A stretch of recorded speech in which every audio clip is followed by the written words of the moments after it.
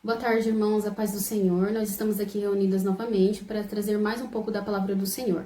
E o tema que o Senhor tocou no nosso coração é a armadura de Deus, para a gente estar explicando o significado da armadura do Senhor na palavra de Deus. Primeiro, irmãos, eu queria deixar em Lucas, capítulo 21, do versículo 36. Se vocês quiserem abrir a palavra de Deus, fiquem à vontade.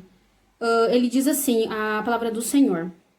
Lucas capítulo 21, versículo 36. Estejam sempre atentos e orem para que vocês possam escapar de tudo o que está para acontecer e estar em pé diante do Filho do Homem. Por isso o Senhor, ele nos ensina na palavra dele que nós temos que estar preparados para a volta do Senhor. E não só preparados para a volta de Deus, mas sim preparados para as nossas lutas diárias, para as nossas dificuldades.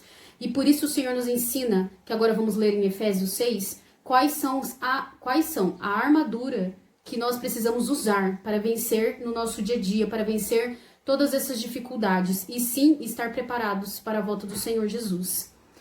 Irmãos, queria deixar então Efésios, que como eu disse a vocês, capítulo 6, eu vou ler do 14 ao 15, que são as três primeiras armaduras que o Senhor nos ensina. Capítulo 14, diz assim, Efésios 6, capítulo 14. Assim, mantenham-se firmes, cingindo-se com um cinto da verdade, vestindo a couraça da justiça. Então, irmãos, eu vou ler o 14 por enquanto, porque o nosso Deus, ele fala que quando a gente tem o cinto da verdade, nos diz desta maneira: a verdade, ela liberta. O cinto une a armadura. A verdade lhe une com as bênçãos de Deus. Jesus é a verdade e as suas palavras verdadeiras estão escritas na Bíblia. E como usar esse cinto da verdade? Estudar a palavra de Deus e crer na verdade que o Senhor está nos dizendo. Então nós temos que primeiramente ter o cinto da verdade, entender que nós temos que ser justo, nós temos que sempre andar em verdade. Não importa o que nós estamos passando ou o que vamos fazer, nós temos que ser verdadeiros em tudo, porque o Senhor, ele conhece muito bem as nossas intenções. Por isso, não passa nada dos olhos de Deus. Tudo o Senhor, ele sabe a intenção. Por isso que nós venhamos a entender que o cinto da verdade é nós vivermos em verdade com Cristo. Por isso, e agora, continuando no 14, que fala da couraça da justiça. Irmãos, a couraça da justiça. Jesus é a nossa justiça.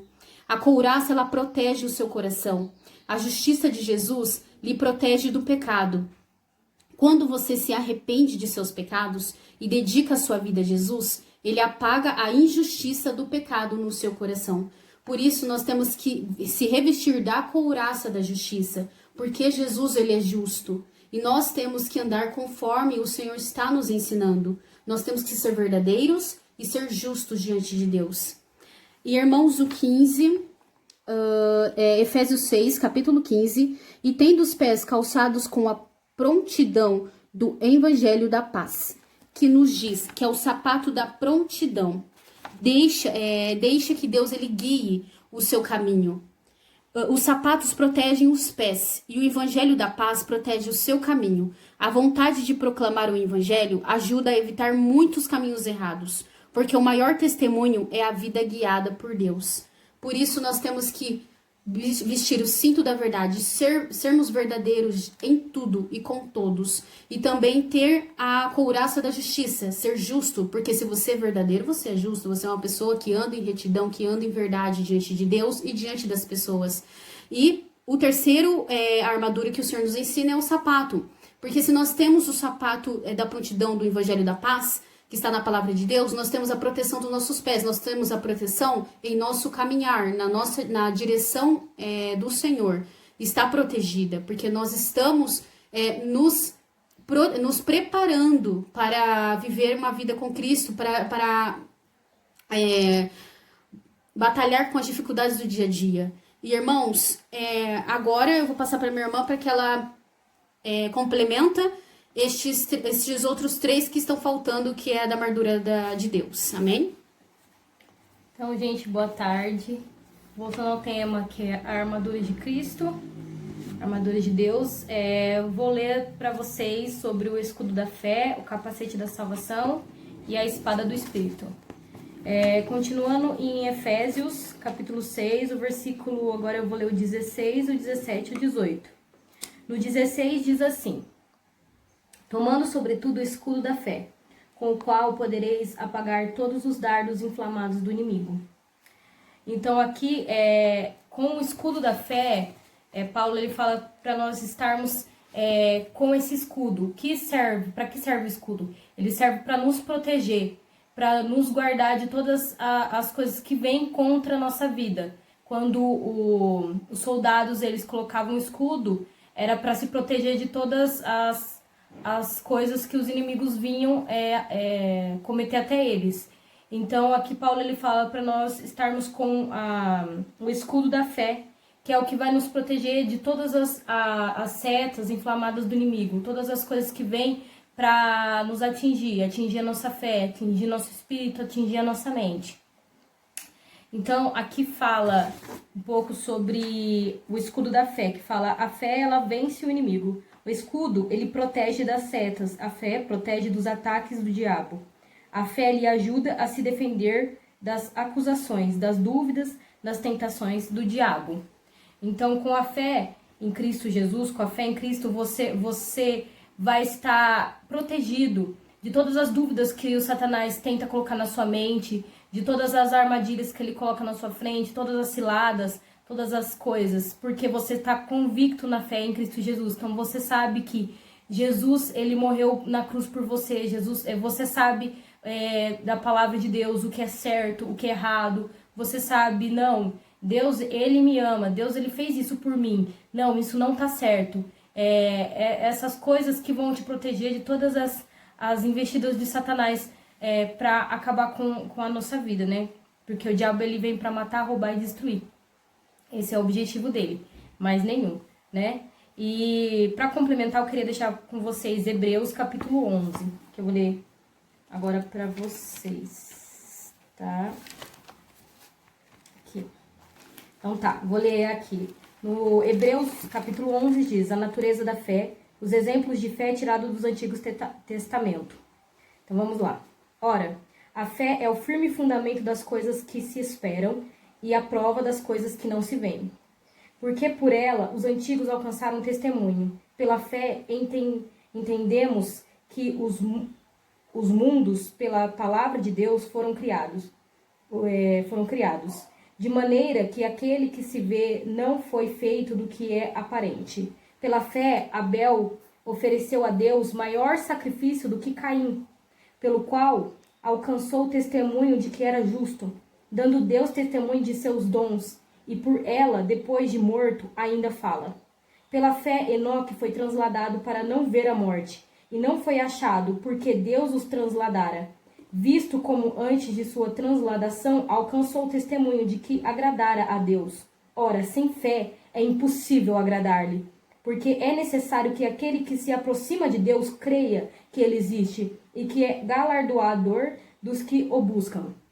Pela fé, Noé, divinamente avisado das coisas que ainda se não viam, temeu, e para a salvação de sua família preparou a arca, pelo qual condenou o mundo, e foi feito herdeiro da justiça, que é segundo a fé. Pela fé, Abraão, sendo chamado, obedeceu, indo para um lugar que havia de receber por herança, e saiu sem saber para onde ia.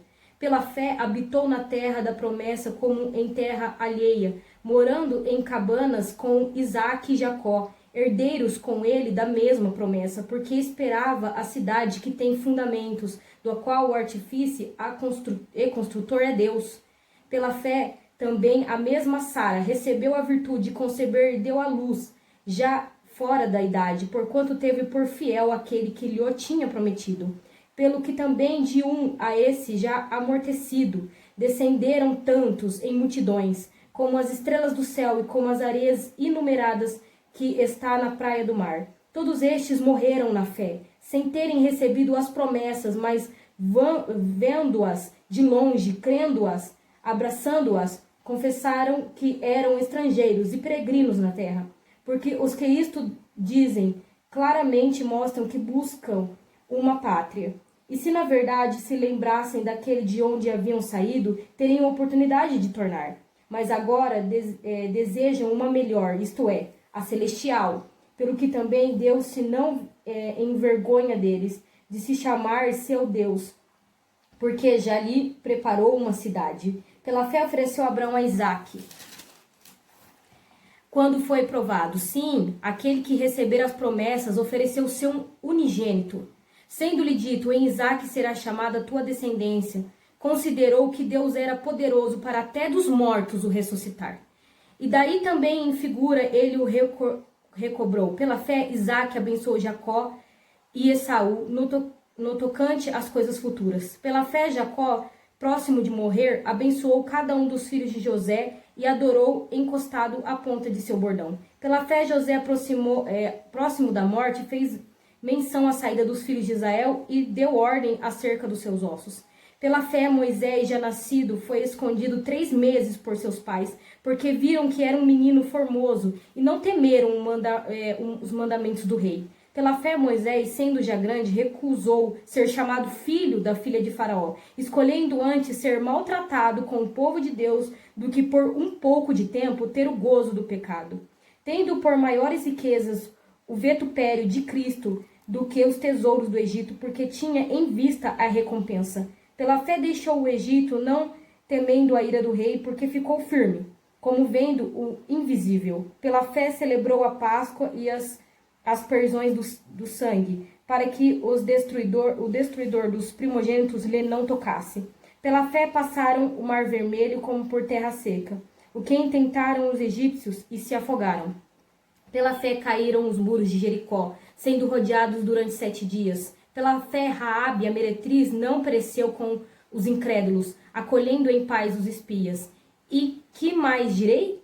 Faltar-me-ia o tempo contado de Gideão e de Baraque, de Sansão e de Jefté, e de Davi, Samuel e dos profetas, os quais pela fé venceram reinos, praticaram a justiça, alcançaram promessas, fecharam bocas de leões, apagaram as forças do fogo, escaparam a fio da espada, da fraqueza tiraram força, na batalha se esforçaram e puseram em fuga os exércitos dos estranhos.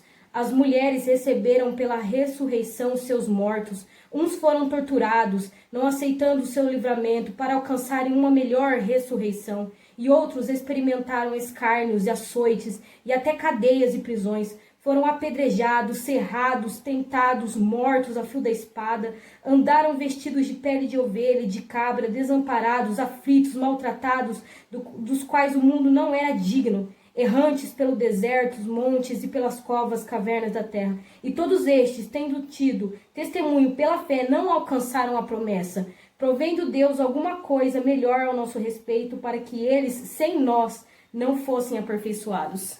Então aqui, irmãos, está falando sobre a fé que todos, quando você lê a Bíblia, a fé de todas as pessoas escolhidas por Deus, elas tiveram, não vendo com os olhos carnais, mas vendo com os olhos espirituais. A fé é isso, é tudo aquilo que nós não vemos, mas que cremos e trazemos à existência. Pela fé, eles creram na promessa, pela fé, eles fizeram acontecer e eles foram maltratados, apedrejados, mortos. Eles sim foram dignos de receber a promessa, mas mesmo assim eles não chegaram a ver a promessa, né, de Cristo, que é a cidade celestial, né, para que nós pudéssemos ter essa parte também na promessa, que é a salvação em Cristo Jesus. Então essa fé que temos em Cristo Jesus, que nós cremos que Ele é Filho de Deus, que Ele ressuscitou, que Ele está vivo e que Ele vem nos buscar e que Ele não vai nos deixar órfãos, como diz na palavra, mas Ele vem para aqueles, né, que esperam. Porque quando nós temos isso convicto na nossa mente, nós não deixamos que as dúvidas, as incertezas desse mundo venham abalar a nossa fé. Como diz o salmista, ele fala assim: muitos dizem para mim, onde está o meu Deus? Mas a minha esperança está em Deus, porque o mundo, ele fala isso para nós mesmos, para os cristãos. Ele fala, aonde está o seu Deus? Que não vê isso, que não vê aquilo, não vê aquilo lá. Mas nós sabemos que Deus vê, porque Deus é um Deus onipotente, onisciente, onipresente. Ele vê tudo, nada fica oculto à sua vista, nada fica encoberto. E Deus, ele está aguardando para a chegada do dia do seu juízo. Porque na Bíblia fala que ele vem a cavalo, rápido, para julgar a terra e dar a cada um aquilo que merece. Porque Deus, ele vê, irmãos, nós temos que ter essa fé em Cristo, que Deus ele vai voltar para nos buscar, que Deus vai trazer a justiça, de tanta injustiça nesse mundo, de tanta podridão, de tanta maldade, de tantas coisas horríveis desse mundo, porque o mundo ele é vazio. Ele é vazio de Deus, ele é vazio de amor, ele é vazio de esperança, ele é vazio de tudo, né? E Deus, ele é a nossa esperança, Deus é o nosso amor. Por isso nós não devemos deixar nos vencer pelo mundo. Não devemos, amados. Devemos estar firmes na fé em Cristo, porque é isso que nos faz ser mais do que vencedores. Mesmo que o diabo, ele tenta jogar os dardos do inimigo, todas essas coisas malignas de Satanás, nada tem poder sobre a nossa vida. Porque Deus, ele nos amou, Deus nos escolheu, somos escolhidos pelo Pai, protegidos por Ele. E é essa fé que devemos estar convictos em Cristo, convictos no seu amor, firmes na fé, para que nós não venhamos a cair, não venhamos a parar no meio do caminho. Entendeu? Não venhamos a perder a nossa vida, né? Estar firmes na fé. Então, agora eu vou ler sobre o capacete da salvação. O capacete da salvação. Aqui diz, Jesus, ele salva. O capacete, ele protege a cabeça. A salvação protege os pensamentos. E Jesus salva da escravidão do pecado. Você não precisa mais viver pensando em coisas ruins que levam ao pecado. Porque Cristo, ele morreu na cruz para nos dar essa salvação. Então, aqui em Efésios, né, que fala... Só um momento aqui, ó. Em Efésios, capítulo 17, ele fala... Tomai... capítulo 6, desculpa, versículo 17. Tomai também o capacete da salvação e a espada do Espírito, que é a palavra de Deus. Então, falando sobre o capacete da salvação, eu queria deixar para vocês Efésios capítulo 2, que diz: a salvação é pela graça. Então, vamos lá, irmãos. E vos vivificou, estando vós mortos em ofensas e pecados, em que noutro tempo andaste segundo o curso deste mundo, segundo o príncipe das potestades do ar, do espírito que agora opera nos filhos da desobediência, que é o demônio, o espírito, né, da contenda. Entre os quais todos nós também antes andávamos no desejo de nossa carne, fazendo a vontade da carne e dos pensamentos, e éramos, por natureza, filhos da ira, como os outros também. Mas Deus, que é o riquíssimo em misericórdia, pelo seu muito amor com que nos amou, estando nós ainda mortos em nossas ofensas, nos vivificou juntamente com Cristo, pela graça sois salvos.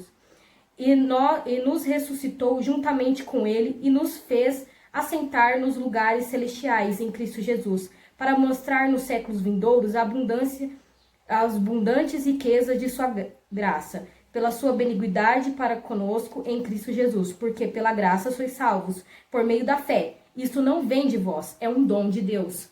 Não vem das obras, para que ninguém se glorie, porque somos feituras suas, criados em Cristo Jesus para as boas obras, as quais Deus preparou para que andássemos nela. Então aqui Paulo ele está falando que nós fomos salvos pela graça. A graça o que é? É o favor não merecido. Não merecíamos isso, mas Deus ele nos amou acima de tudo, nos planejou e nos reconciliou em Cristo Jesus, porque antes nós éramos pecadores. Pelo pecado de um, que foi Adão, ele pecou, e por causa desse pecado de Adão, no começo do mundo, ali, ele fez que todas as pessoas, todas as criaturas que nascessem depois dele, fossem pecadores. Então nós não tínhamos a salvação, nós já éramos condenados pelo pecado de Adão. Mas quando Deus, ele amou o mundo e deu seu filho, ele deu seu filho para que ele morresse por nós, para que ele nos reconciliasse em Cristo Jesus. Porque antes nós estávamos perdidos, nós andávamos segundo o mundo, nós não estávamos em Cristo Jesus, a nossa vida era à mercê do pecado, era à mercê das transgressões do mundo. Mas quando Cristo ele deu a sua vida por nós, ele nos reconciliou, nos justificou em Cristo Jesus, trazendo a salvação para todos nós, irmãos. E isso foi algo que foi dado sem nós termos merecido. E isso não, a nossa salvação ela não é composta por obras. Não é composta pelo aquilo que você faz. Não é composta pelo aquilo que você é. Não é composta pelo aquilo que você diz ser. Não, irmãos. A graça, ela é algo que nós não merecemos e foi dada por Cristo Jesus. E a obra, isso é algo que nós fomos feitos para fazer. Nós temos esse propósito nessa terra, é fazer a obra. O que é fazer a obra, gente? É falar do amor de Cristo para as pessoas, é ser o amor para as pessoas, é dar o amor, é ser a luz num mundo de escuridão. É sermos a diferença num mundo onde todo mundo está andando igual, praticando iniquidades, praticando coisas ruins. As obras, elas são consequências daquilo que nós vivemos, daquilo que nós acreditamos. Então isso não vai fazer você ser melhor ou menor do que alguém. Se uma pessoa faz isso ou faz aquilo. Isso é obrigação do cristão fazer. Isso é obrigação do cristão falar do amor de Deus. Isso é obrigação do cristão praticar o amor, a caridade, ajudar as pessoas. Isso é obrigação, gente. Isso não vai trazer você, não vai levar você para o céu e nem vai fazer você não ir para o céu. Porque a salvação, ela é a graça. Ela é feita pela fé em Cristo Jesus. Algo que nós não merecemos.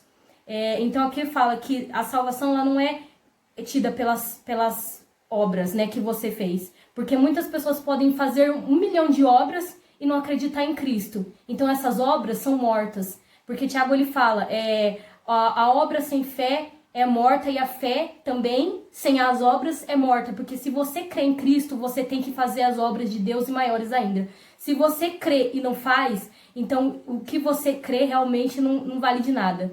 Porque se você crê que Cristo ele morreu na cruz por você, se você crê que Cristo ele é amor, ele é a diferença, você tem que ter isso dentro de você, que é o quê? O Espírito Santo.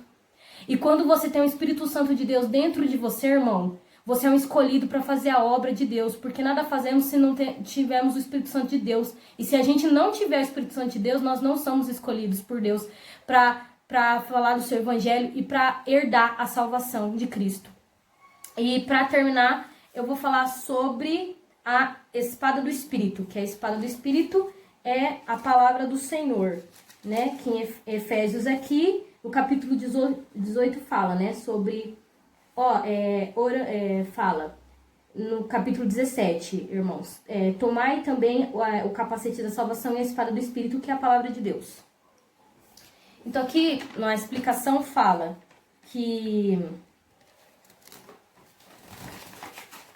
Só um momento. Aqui fala a espada do Espírito. A palavra de Deus é a espada do Espírito. A espada fere e defende do inimigo. A palavra de Deus destrói o inimigo. O Espírito Santo dá vida à palavra de Deus. E lhe dá poder para derrotar o inimigo. Né? Então a palavra de Deus, a espada do Espírito é isso aqui, irmãos. Ó. A palavra de Deus. Essa é a espada do Espírito, é com ela que você vai derrotar o inimigo, é com ela que você vai vencer o pecado, porque na palavra, ela instrui a gente o caminho que a gente deve andar, ela fala da verdade, porque na palavra diz, conheceis a verdade e a verdade vos libertará. E ela liberta, irmãos, porque a partir do momento que você tem realmente um relacionamento com Cristo, realmente você tem intimidade com Deus, de querer conhecer ao Senhor, de querer conhecer mais sobre o Espírito Santo de Deus, você não vai ser mais enganado, manipulado, injuriado por heresias, por coisas que não são verdade e que as pessoas pregam como a verdade não é. Porque quando você lê a palavra de Deus, através do Espírito Santo, Deus abre a sua mente espiritual para que você possa enxergar o verdadeiro evangelho e não ser mais enganado. Não ser mais enganado pelo diabo, porque o diabo é o pai da mentira, é ele que traz a mentira, as heresias. O que são heresias? São coisas que não são a palavra de Deus, coisas que são fora da palavra de Deus, que as pessoas falam para manipular as pessoas, para prejudicar as pessoas e para fazer com que elas se afastem mais de Cristo, em vez de trazer elas para Cristo. Então eu queria ler para vocês Hebreus 4, que ele fala um pouco sobre isso, né? Sobre a espada do Espírito.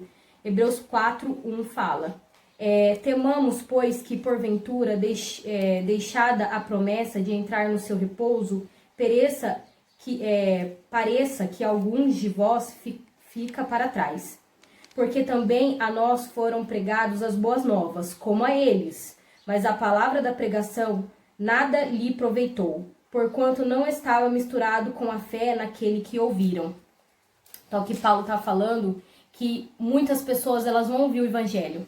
Muitas pessoas elas vão escutar a palavra de Deus, mas para elas nada vão valer. As pessoas que não acreditam em Deus, que acham que isso é tudo mentira, acham que nada vai acontecer, não vivem conforme a palavra de Deus, achando que podem manipular, achando que podem zombar de Deus, vivendo uma vida dupla, pecando e achando que podem esconder as coisas do Senhor no oculto. Gente, não pode. Nada fica oculto ao Senhor, nada fica oculto ao Senhor, gente. Então não zombe de Deus. Essas pessoas, o evangelho para elas nada aproveita, porque ouve por aqui, sai por ali. Elas não praticam o evangelho, elas não vivem o verdadeiro evangelho, elas não acreditam em Cristo. Então essas pessoas, elas já estão condenadas, elas não vão estar no repouso de Deus. Porque aquelas pessoas que não acreditam em Cristo, não praticam a palavra, ou que acham que enganam a Deus, ou faz as coisas ocultas para querer prejudicar as pessoas, achando que Deus não tá vendo, achando que Deus não tá ouvindo, achando que Deus não tá vendo o caminho que tá seguindo, as coisas que estão olhando. Gente, presta atenção, porque o juízo de Deus, Deus é justo, é um Deus de equidade. Deus, ele não é um Deus que se engana. Ele sempre está presente, ele sempre está vendo tudo, nada se oculta à vista de Deus. E para essas pessoas o evangelho não vale de nada. Porque se a pessoa ela não vive o evangelho, o verdadeiro evangelho, não vale de nada para ela. Porque ela não vai estar junto com Cristo Jesus. Ela não vai. Porque na palavra de Deus fala, buscar a santificação e buscar e viver em comunhão com os irmãos é santificação. Sem isso você não verá o rosto de Cristo. Então, gente, se a gente não tiver em santificação e se não tiver em comunhão com as pessoas, a gente não vai estar com Cristo. Porque se você não vai ver a face de Cristo, você não vai estar com Cristo. E continuando, porque nós, no versículo 3, tá? Hebreus 4, capítulo 4, versículo 3. Porque nós, os que temos crido, entramos no repouso. Que ele está falando da salvação, está falando da Nova Jerusalém. Tal como disse, assim jurei na minha ira que não entrarão no meu repouso. É Deus falando. Embora as suas obras estivessem acabadas desde a fundação do mundo. Então aqui, o que isso quer dizer? Que as coisas, nós já fomos eleitos desde a fundação do mundo. Você vai entender quando você começar a ler Hebreus, começar a ler as cartas de Paulo, você vai ver que nós fomos escolhidos desde a fundação do mundo. Estávamos com Cristo, desde a fundação do mundo. Então, as obras de todos nós estão escritas, irmãos. E as obras das pessoas que não praticam a justiça, as obras das pessoas que não creem em Cristo, as obras das pessoas que vivem dubiamente, elas já estão escritas para sua própria perdição desde a fundação do mundo. Elas já não estão escritas no livro da vida. Elas não têm a salvação para elas. Mas aqueles que estão escritos no livro da vida, as obras também já estão escritas desde a fundação do mundo. Deus já sabe, irmão, o caminho que nós vamos tomar, se nós vamos estar com Cristo ou não, se nós vamos crer na palavra ou não, como vai ser a nossa vida até o fim, como nós vamos morrer. Deus já sabe de tudo, já está tudo escrito e pré-determinado, sobre nós. E é isso que Paulo ele vem trazer para nós. Continuando. Porque em certo lugar disse assim do dia sétimo, que é Deus. E repousou Deus de toda a sua obra no sétimo dia. E outra vez neste lugar não entrarão no meu repouso. Deus está falando. Visto, pois, que resta que alguns entrem nele e que aqueles a quem primeiro foram pregadas as boas novas não entraram por causa da sua desobediência. Porque eles não creram em Deus, eles não foram fiéis a Cristo, eles desobedeceram, por isso eles foram tirados. Aqui, Paulo está falando do povo de Deus lá na época de Abraão, daquele povo do Egito, que não entraram na terra do descanso que Deus prometeu, na promessa, pela sua desobediência, pela sua incredulidade em Cristo Jesus. Voltando, versículo 7. Determina outra vez um certo dia, hoje dizendo por Davi, muito tempo depois, como está dito, hoje se ouvirdes a sua voz, não endureçais o vosso coração, porque se Josué lhe houvesse dado repouso, não falaria depois disso de outros dias. Portanto, resta ainda um repouso para o povo de Deus, que é a salvação, que é a Nova Jerusalém. Esse é o repouso que Paulo está falando, ainda resta esse repouso. Porque aquele que entrou no seu repouso, ele próprio repousou de suas obras, como Deus das suas. Procuremos, pois, entrar naquele repouso, para que ninguém caia no mesmo exemplo da desobediência. Porque a palavra de Deus é viva e eficaz e mais penetrante do que qualquer espada de dois gumes, e penetra até as divisões da alma e do espírito e das juntas e da medula, e é apta para discernir os pensamentos e intenções dos corações. E não há criatura alguma encoberta diante de Deus. Antes, todas as coisas estão nuas e patentes aos olhos daquele com quem temos de tratar. Então é isso, irmãos, que é o que eu falei para vocês. Nada está oculto aos olhos de Deus. E a palavra de Deus, ela é viva e eficaz. Ela penetra até no mais íntimo dos nossos pensamentos, até na alma. Deus nos conhece, irmãos. Nem nós nos conhecemos o quanto Deus nos conhece. Deus sabe de todas as coisas. E Deus, ele trará o juízo. Então nós temos que permanecer na palavra, na espada do Espírito, para termos como combater as setas do inimigo e não cair em tentação, não parar no meio do caminho. E para terminar mesmo, eu vou deixar para vocês, é rápido, Apocalipse. Versículo 19, capítulo 19, versículo do 11 até o 16 eu vou ler. Está escrito, a vitórias de Cristo sobre a besta e sobre o falso profeta. Então vamos lá. E vi o céu aberto, e eis um cavalo branco, e o que estava sentado sobre ele chamava-se Fiel e Verdadeiro, e julga e peleja com justiça. E os seus olhos eram como chamas de fogo, e sobre a sua cabeça havia muitos diademas, e tinha um nome escrito que ninguém sabia, senão ele mesmo. E estava vestido de uma veste salpicada de sangue, e o nome pelo qual se chamava ela é a Palavra de Deus. E seguiam-no os exércitos dos céus, em cavalos brancos e vestidos de linho fino, brancos e puro. E da sua boca saía uma aguda espada, para ferir com ela as nações. E ele as regerá com vara de ferro. E ele mesmo é o que pisa o lagar de vinho do furor da ira de Deus Todo-Poderoso. E nas suas coxas tem escrito o seu nome, Rei dos Reis e Senhor dos Senhores. Então aqui, João, ele estava falando sobre Cristo Jesus, né? Que ele, da boca de Cristo, é a espada aguda, que é a palavra. Ele regerá as nações com a palavra da verdade. Ele guiará o seu povo com a palavra da verdade. Porque Deus é justiça e Deus fará justiça através da palavra de Deus. Ele julgará as nações através da palavra de Deus. O que está escrito na palavra de Deus vai se cumprir, irmãos. E Deus, ele é o Todo-Poderoso e ele virá para regir-nos com a palavra da verdade e julgar as pessoas conforme a palavra que é a verdade. Então, nós devemos estar revestidos com as armaduras de Deus. Devemos estar preparados para o dia da salvação. Devemos guardar a nossa alma do inferno, irmãos. Então, é isso que nós queríamos deixar para você, que Deus queria trazer para vocês nesse momento. Que devemos estar preparados, regidos e revestidos com as armaduras do Senhor Jesus Cristo, para que nada desse mundo venha nos afastar do Senhor. Nem a incredulidade, nem os falsos testemunhos, nem as falhas do ser humano, mas que possamos estar com os olhos firmados na fé em Cristo Jesus, que o nosso alvo seja Cristo, que a nossa vida seja firmada na palavra do Senhor, firmada na verdade, firmada na justiça e firmada no amor. É isso que Deus quer de nós, irmãos, que possamos estar sempre firmados, sermos fiéis e fiéis até a morte, seja ela qual for. Possamos estar sempre em Cristo Jesus, buscando a nossa salvação, não as coisas desse mundo. Como eu disse para vocês, que